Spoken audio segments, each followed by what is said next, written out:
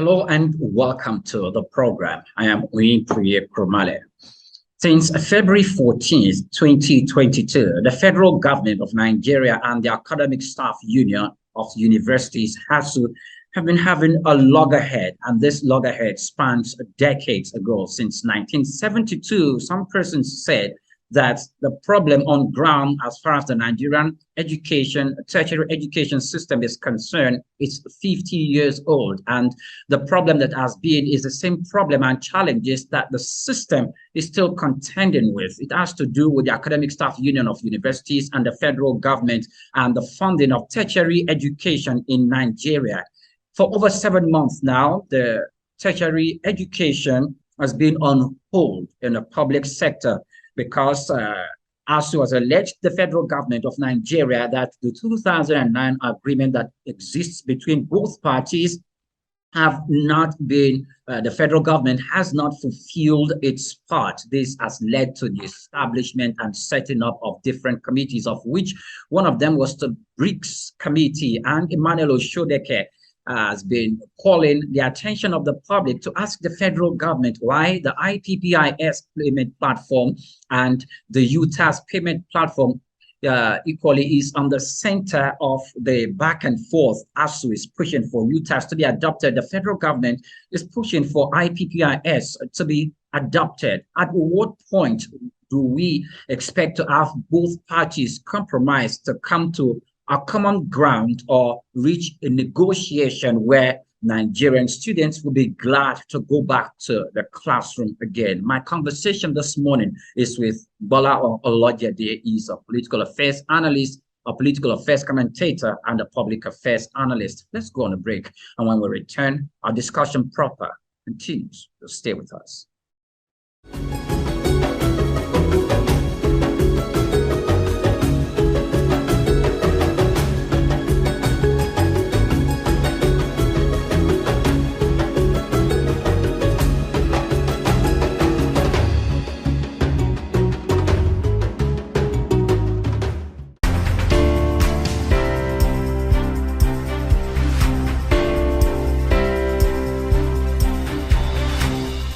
Okay. Hello and welcome to the program today. I'm having a wonderful guest right here with me, who is joining us via Zoom. Of course, we're having this conversation via Zoom. Is Bola Olojede. A lot of people know him as public affairs analyst. Some others will call him a political affairs analyst. Others say you are a political affairs commentator.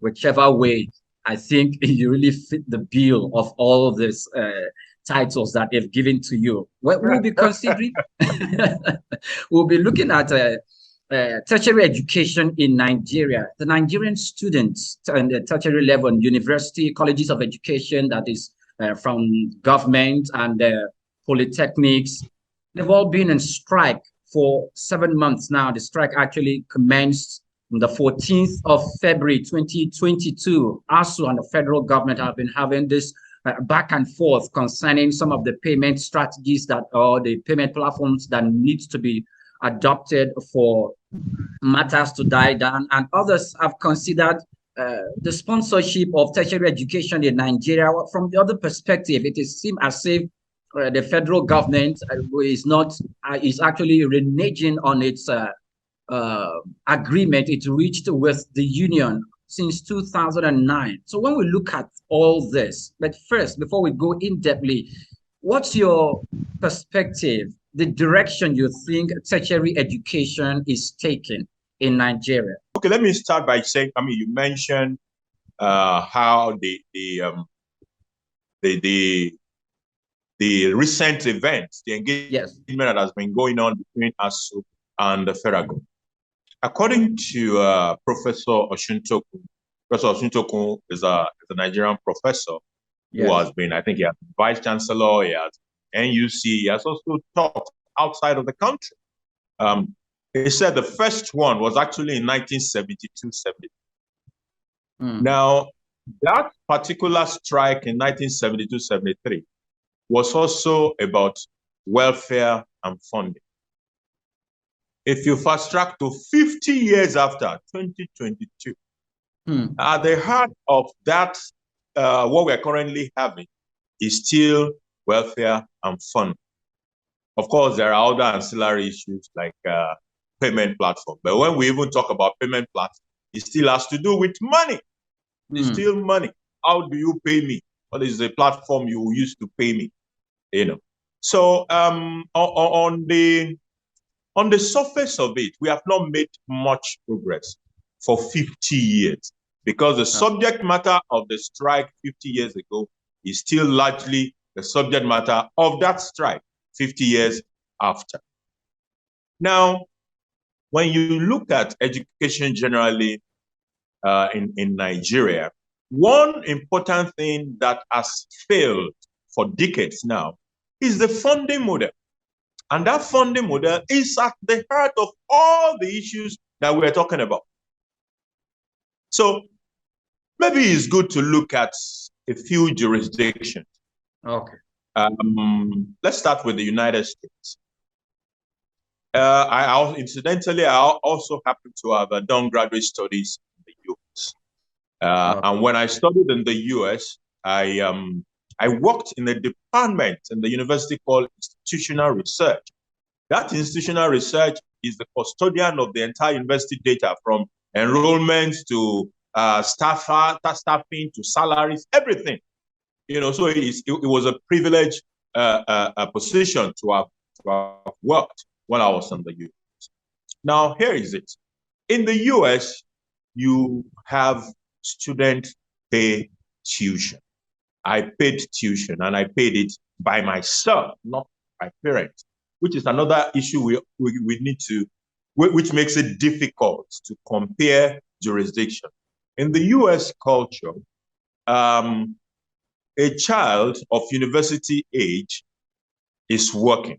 So it is not his parent. For 90% of those students in the US, it is not parent that pays school fees for them.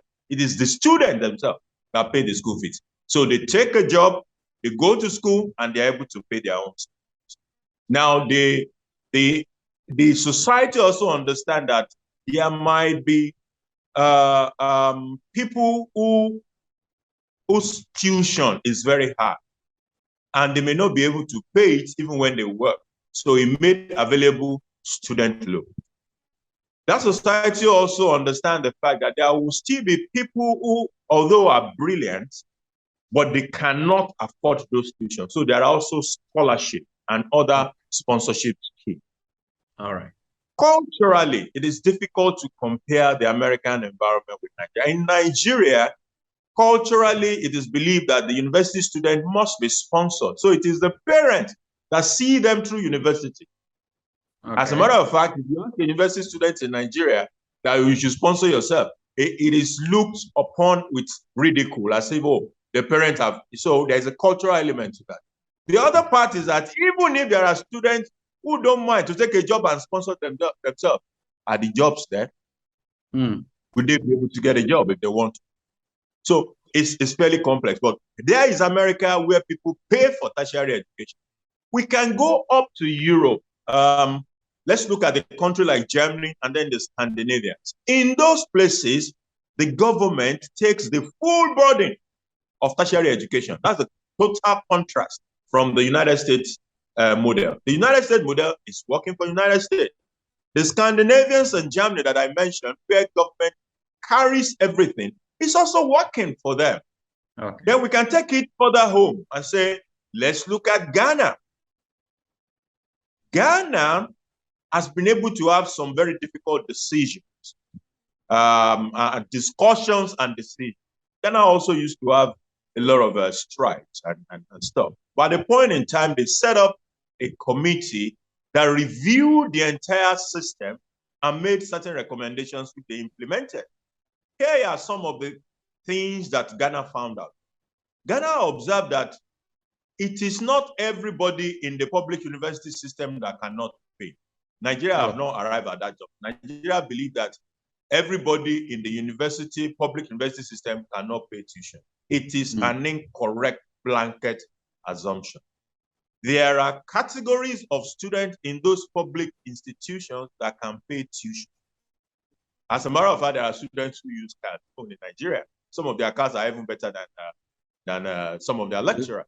There are students who rent apartment, 1 million naira per annum private hostel, and they stay there.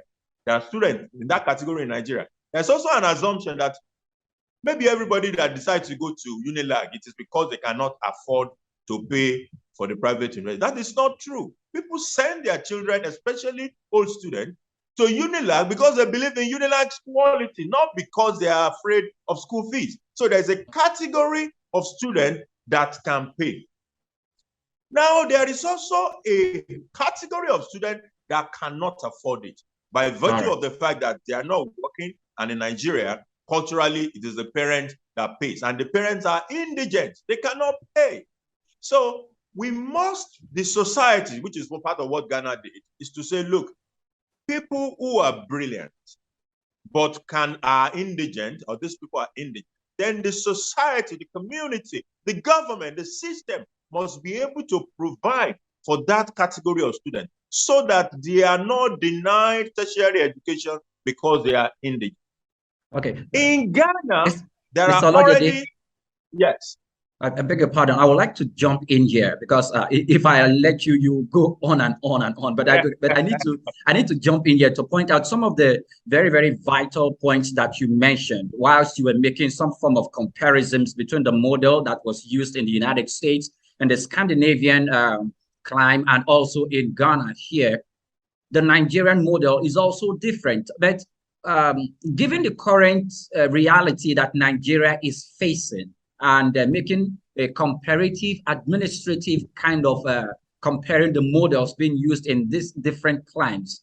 How the Professor Briggs committee was established by the government to equally review all this, and they came up with their recommendations, which we think, which Mr. Oshodeke, Emmanuel Oshodeke, and his team of lecturers thinks will work well for the educational system of the country. But the government is backtracking from it. How does all these models that you made comparison with the current realities in Nigeria, do we bring it to make sure that this thing about annual strikes, industrial action by lecturers becomes a thing of the past?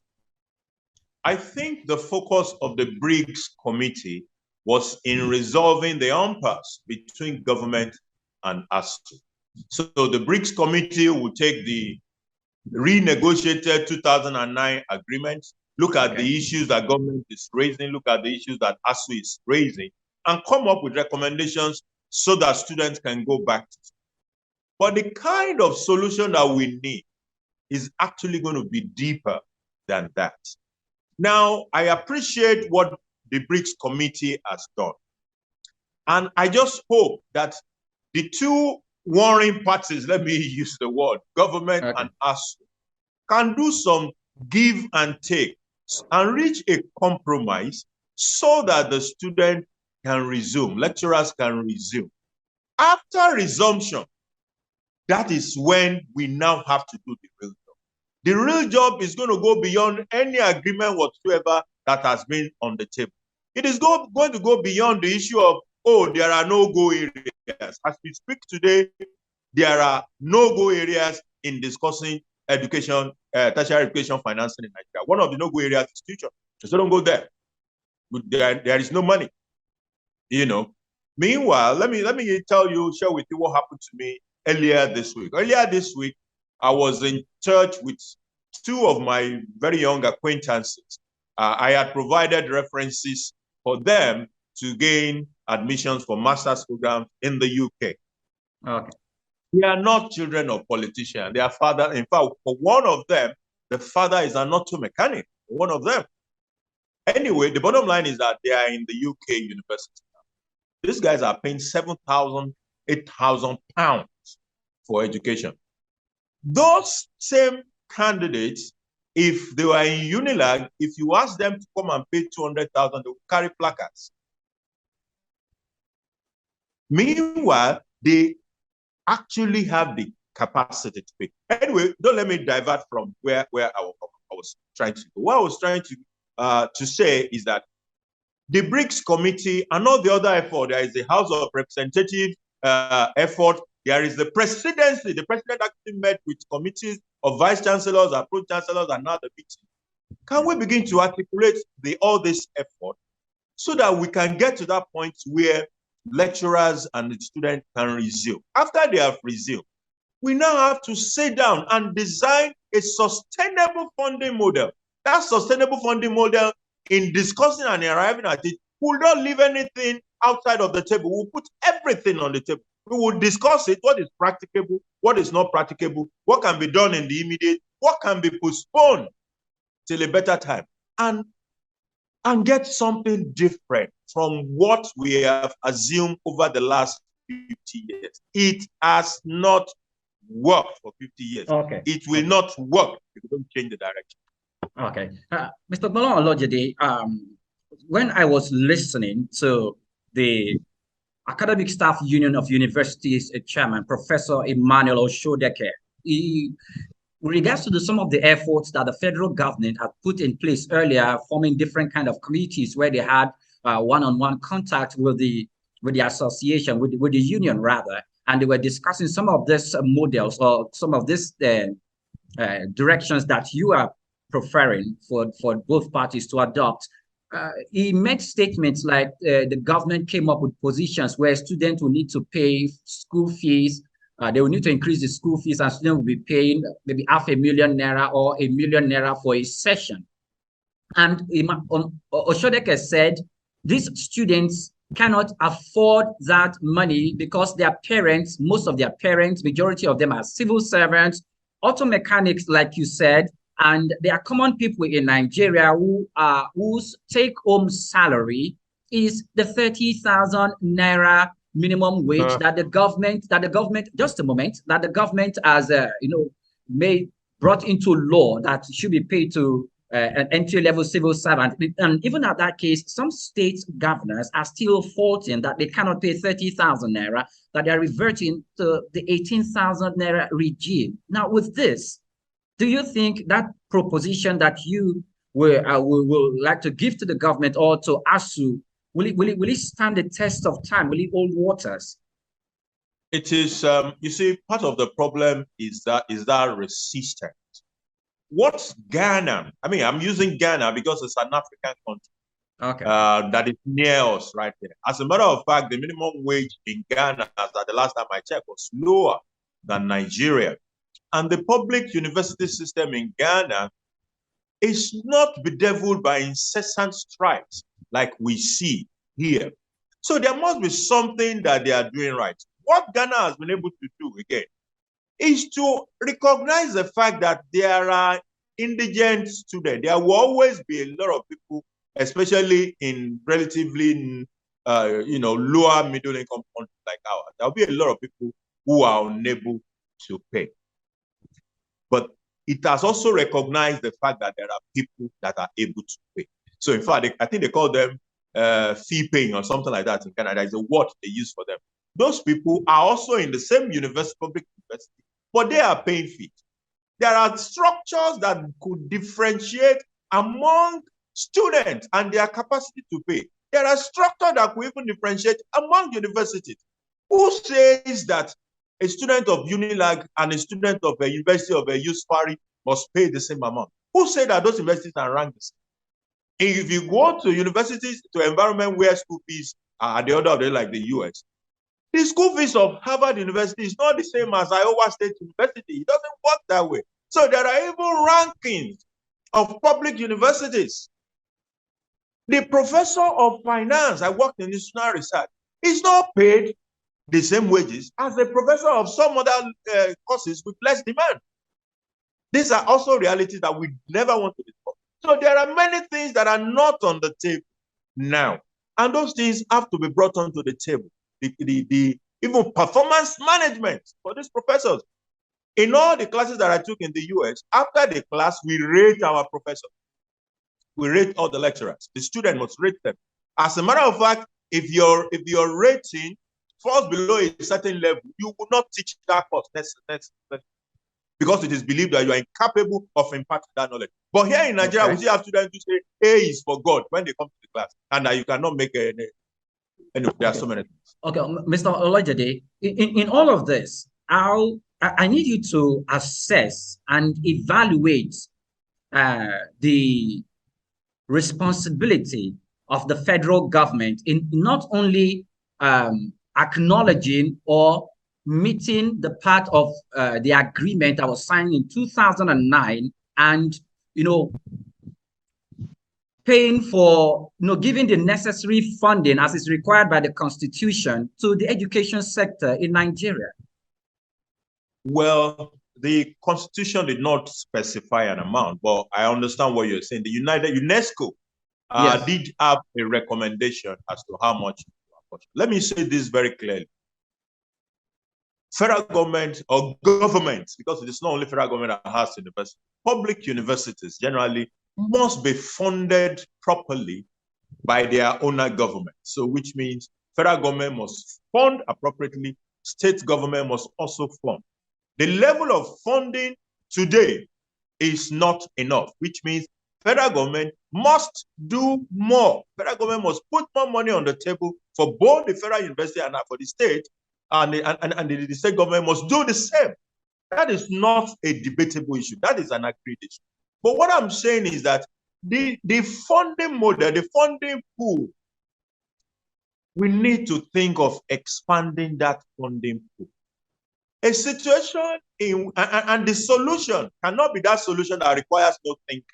A solution that requires no thinking is that, oh, the only way to fund university is for government to bring money. Therefore, government, you snap your finger, bring more money, bring more money. No, let us go around. Look at Europe, look at America, look at Asia, look at fellow African countries. Look at the various models. Come back home. Look at our own peculiarities and design a sustainable model that will work for us. That model of sole funding by the government is not sustainable, and it has been established. There is the role of corporate organizations. There is the role of alumni. Okay. There are also all those endowment funds. There are research funds. There are so many other pool of funds that could be brought in to make it sustainable. There are even ventures by these universities. Some of these universities abroad, when you see the kind of money they even make from their ventures, you will be amazed. The endowment of some of these universities are bigger than some state budgets or the national budget in Africa. Okay, Mr. Bolan, with regard to what you just talked about, I want us to divert a little. So now let's go into one of your fields that you mentioned when we started the program. You talked about research, and let's look at the capacities of the Nigerian tertiary institution for research to develop subsidiary companies that will have also the capacity to drive economic activities and to provide employment to the mass of people, including its students. Some of these lecturers have equally spoken on different media platforms that the government is equally charged with the responsibility of providing finance for research and development in tertiary institutions. And some of these funds don't come to the universities because the federal government, most of the time, or would say there's no money in existence, or it's somewhat reluctant in providing these funds and making them available. And that's one of the reasons why the universities don't have the capacity or the same importance to carry out that vital and critical aspect of research and development. Did you buy that perspective? It is very true. Research requires funding. Universities abroad, public universities especially, are heavily funded, especially as far as research is concerned, by governments. Okay. When you see those universities that came up with, say, COVID vaccine, the likes of COVID vaccine, they were heavily funded by the government.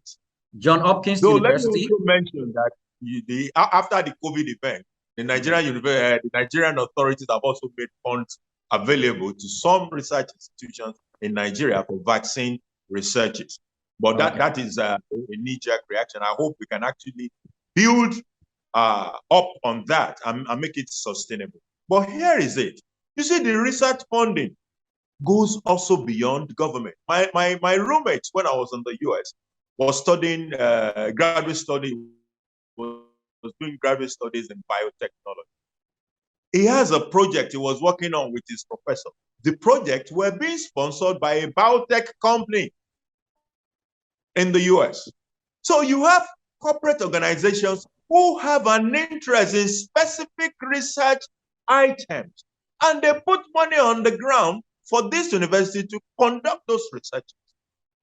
In one of the books I read last year was Talking to Strangers. It was by Malcolm Gladwell.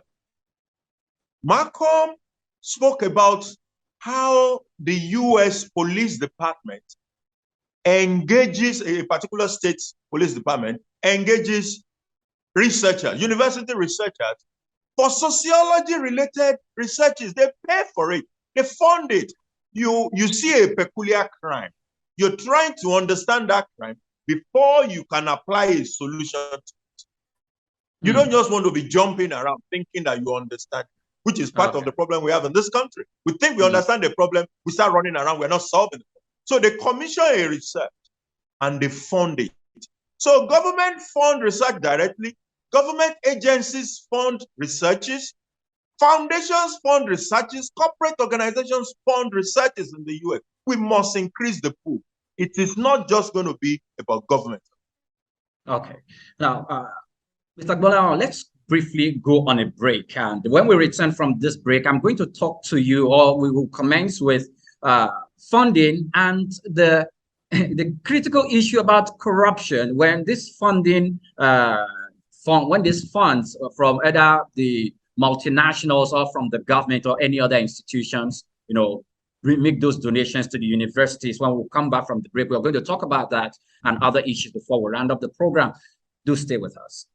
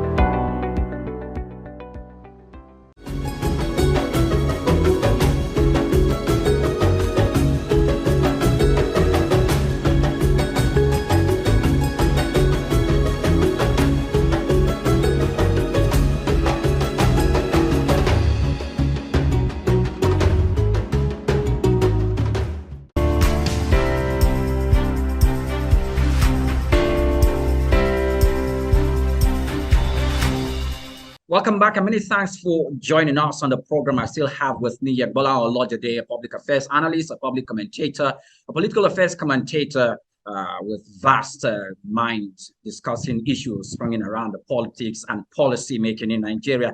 Let's continue. Before we went on the break, you talked about funding, of which you said the government have roles, multinationals equally have roles to play. In Nigeria, when that issue is discussed, the issue about corruption always come to play in that issue. So we want to know which of these parties can we, hold to that responsibility of the management of those funds that will be pumped into the tertiary institutions for funding purposes. Okay, the institutions themselves, they have their, what I would call their accountability structures. So there is an audit that is meant to be done every year, or maybe even twice in a year. There are management report from those audit exercises, which will detail all the observations and recommendations of changes that are required to make. All these things are, the accountability structures are there. But the question is how effective. I remember some years back when NMPC account was not audited for like 5 to 6 years. Meanwhile, there was also an accountability structure there. The account was meant to be audited every year, but it wasn't audited and nothing happened. So a question will be, are these university being audited as supposed to be audited? There was a news item, which is quite interesting, that ASU will not be accountable to the financial activity of its association. But I know those were diversionary. Okay. So there is no way we could have the prevalence of corruption that we have in Nigeria today, and a microcosm of our society will be immune. So it is most unlikely that the university system, by some sort of magic, is immune from all the corruption that is all around us. It is most unlikely. So definitely issues of corruption are also in the university. So it is left for regulators to wake up those accountability structures and ensure that we can hold them accountable to the funds that are put in their care. A lot of things are going on in those universities. That is the reality, just like in every other part of our lives. A lot of things are going on. So there are corruption. Corruption is in government in itself. Corruption is in the university system also. Okay. Yeah, thank you very much. Now let's come back to the meat and the center of our discourse. Recently, the Minister of State, no, not the Minister of State, Chris Ngige, who is the Minister of Labor and Productivity, said just gave a certificate to Konua, and ASU has seen that as a plan to divide the ranks of the university union staff, academic staff union, in order for it to have its way. Now, what do you think? Konua coming into play? I think it's a wrong approach to solving a problem. I don't think that will solve the problem. If Dr. Ngige had looked through history, he will be surprised that he's not the first person that is trying to. Another government has tried to do that. But here we are, 2022, the strike is still here. So the solution is not in trying to break the ranks of us. It will not work. So if you break the ranks, so if the members of Konua will teach chemistry and ASU is the physics teacher, so I can get chemistry without physics, would that be education? So some of these things we need to think through them. That will not solve the problem. It's been done before and it didn't work. This time around also, it will fail. We must be able to pull the parties together and resolve this matter, like I said, in phases. Phase number one, let's be able to make some compromises and resume. After we have resumed, let's come back and have a more robust discussion. Dr. Ngige has actually been personalizing this thing as if it's a personal matter. It is not a personal matter. It is a critical matter of state, and it should not personalize it. I think sometimes too, I sense elements of that with Professor Shodeke as well. These are not personal things. They are critical matters of state, and we should approach it with utmost patriotism and statesmanship. Okay. Now, Mr. Bolan, before we go, I think we have barely 6 minutes to finish up our conversation. Now, we perceive that both ASU and the academic staff union of universities, the federal government, and Konua, whenever they go into this kind of fight or this kind of war, like you said earlier, the students, they are the ones that suffers, and accused fingers most of the time is being pointed to ASU. The Parent Teachers Association point their fingers to ASU. Why are they not holding the government responsible for allegedly reneging on fulfilling the 2009 agreement? Okay, I think when it comes to a dispute, putting the blame on the doorstep of one of the parties to the dispute will not work. It is the two parties. In fact, that is part of why we're not moving forward. Two parties are involved.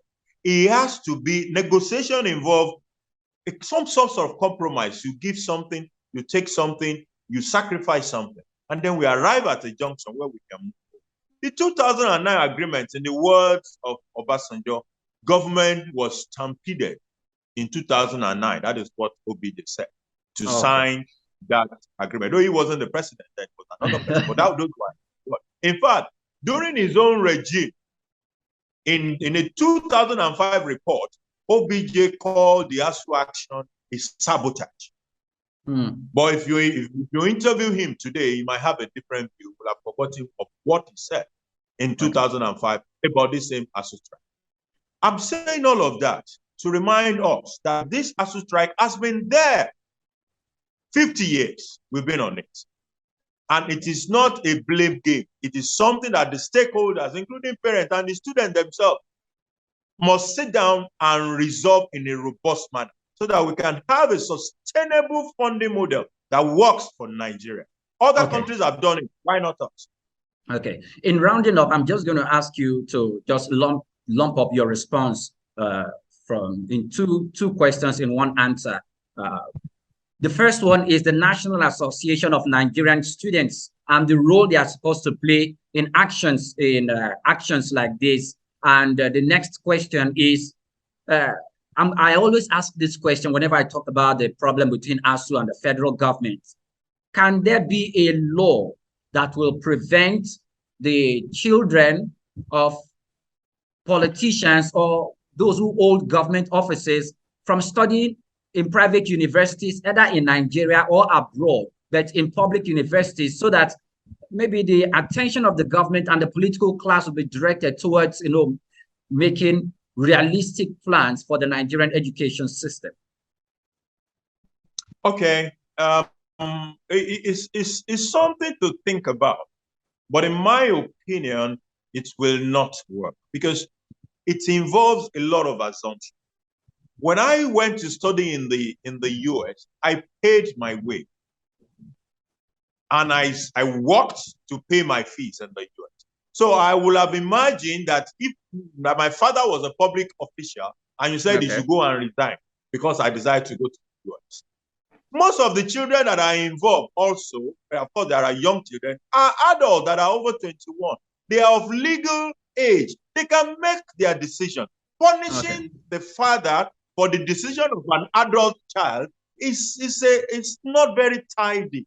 However, we must do something. And at the heart of what we need to do is to make our own internal system here work. We need leadership that is committed to making that happen. When we get that right, we will make it happen. Other countries in Africa, I don't want to go abroad, have done it. Why not Nigeria? Why not? So what about the next aspect about NANS, National Association of Nigerian Students? National Association of Nigerian Students is becoming a very interesting organization. In their last election, I read in the papers about how one of the contestants housed delegates in a hotel for over a week. And I'm beginning to ask myself, if that person was a student, and this student will also be a student that will not want to pay school fees, but he could keep delegates for that election in a hotel for over a week. I'm asking myself, are they already being bought? Is somebody intruding on that association again? I mean, government have done it in the past years anyway. They come in, they try to disrupt them or to buy them over. Is that what is happening? I hope it is not. But the NANS that I used to know when I was in the university, my first degree was in Obafemi Awolowo University, was very active and effective. And NANS needs to be able to get to that level and not be carried away by all this enticement from politicians and government officials who seek to break their rank. They have a role to play in this problem. In fact, they must be at that table when sustainable funding model is being discussed for Nigeria. Okay. Bola Olojede is a public affairs analyst, a political commentator, and a political affairs analyst. It's been a robust moment, and I must say, a delightsome moment having this conversation with you. Many thanks for your time today with us on the program. Yeah, thanks for having me. The pleasure is. Yes.